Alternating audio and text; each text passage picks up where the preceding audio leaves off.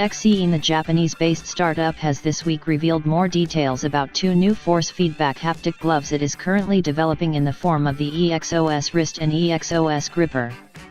The VR EXOS Wrist offer is a device that can rotate your hand around two axes, while the Gripper provides finger stoppage to simulate the ability to grab objects in virtual reality.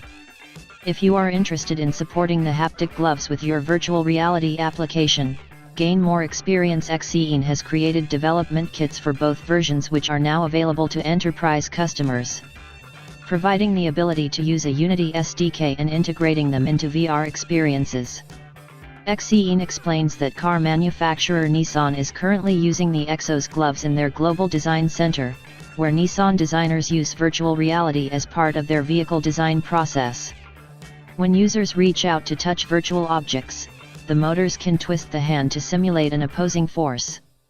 The company says actions like pressing virtual buttons and even the kick of a virtual gun can be effectively simulated. Unfortunately, no information on pricing or worldwide availability has been released as yet by Exiii, but as soon as information comes to light, we will keep you updated as always.